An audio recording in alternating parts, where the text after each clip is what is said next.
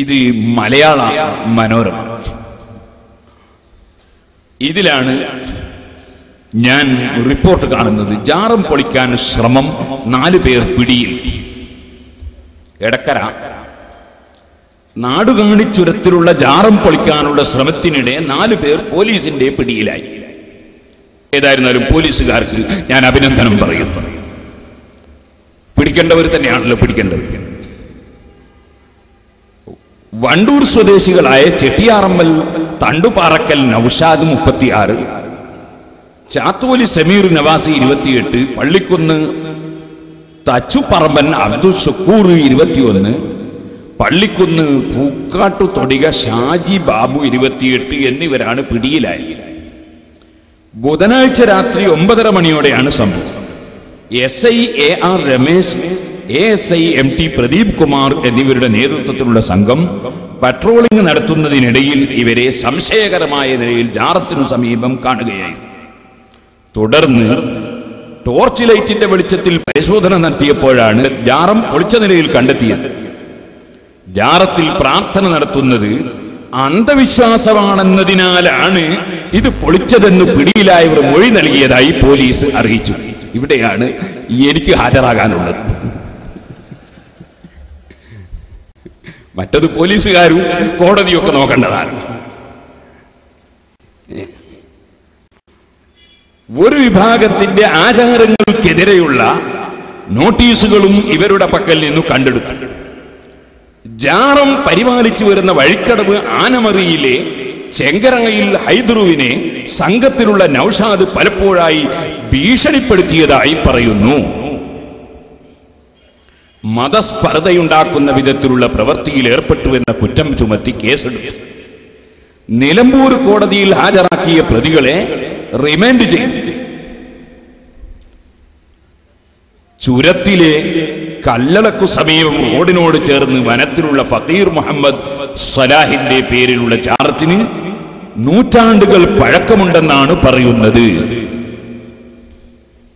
അപ്പൊ നൂറ്റാണ്ടുകൾ പഴക്കമുള്ള ഖബർ, അവിടെ സിയാറത്ത് ചെയ്യാനും ഫാത്തിഹ ഓതാനും പോകുന്ന വ്യക്തിക്ക് ഭീഷണി. അങ്ങനെ ജീവിച്ചിരിക്കുന്നവരെ ശല്യം ചെയ്യാം. മരിച്ചു കിടക്കുന്ന ആളെ ഖബർ പൊളിക്കാൻ പോയിട്ട് മരിച്ചവരെയും ശല്യം ചെയ്യുക. എന്നിട്ട് പറയുന്നതോ ജാറത്തിൽ പ്രാർത്ഥന നടത്തുന്നത് അന്ധവിശ്വാസമാണെന്നതിനാലാണ് ഇത് പൊളിച്ചതെന്നു പിടിയിലായവർ മൊഴി നൽകിയതായി പോലീസ് അറിയിച്ചു. അപ്പൊ ജാറത്തിൽ പ്രാർത്ഥന നടത്തുന്നത് അന്ധവിശ്വാസം. ഇത് ഈ പാവം മുജാഹിദ് പ്രവർത്തകന്മാർ കൊണ്ട് ചെയ്യിപ്പിച്ചത് ആരാണ്? ഇതിന്റെ യഥാർത്ഥ പ്രതി ആരാണ്? ഈ 4 ആളുകൾ ഇപ്പോൾ കോടതിയിൽ ഹാജരാക്കി റിമാൻഡിലായി ജയിലിൽ ഇരിക്കുകയായിരിക്കും. പക്ഷേ ഈ 4 ആളെ കൊണ്ട് ഇത് ചെയ്യിപ്പിച്ചത് ആരാണ്? അത് ഇവിടെയുള്ള മുജാഹിദിന്റെ മൗലവിമാരാണ്. അതിന്റെ പൂർണ്ണ ഉത്തരവാദിത്വം മുജാഹിദ് വിഭാഗത്തിന്റെ മൗലവിമാർക്കാണ്, ജമാഅത്ത് ഇസ്ലാമിയുടെ മൗലവിമാർക്കാണ്. നിങ്ങൾ നോക്കൂ, ഇത് മുജാഹിദിന്റെ പത്രമാണ്. ഈ പത്രം ഈ അടുത്ത് ഇറങ്ങിയ പത്രം, നൂറ്റാണ്ടുകൾ പഴക്കമൊന്നുമില്ല. ഇതില് നിങ്ങൾക്ക് കാണാം ഖബർ പൊളിക്കാൻ വേണ്ടിയുള്ള ആഹ്വാനം. കേട്ടോളൂ.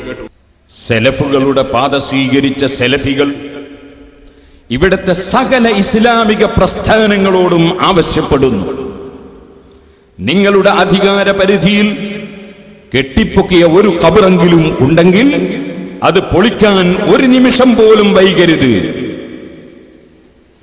ജാറങ്ങൾ തകർക്കപ്പെടേണ്ടവ തന്നെയാണെന്ന സത്യം ഉറക്കെ വിളിച്ചു പറയാൻ സെലഫികൾക്ക് യാതൊരു ധൈര്യക്കുറവുമില്ലെന്ന് എല്ലാവരും മനസ്സിലാക്കുക.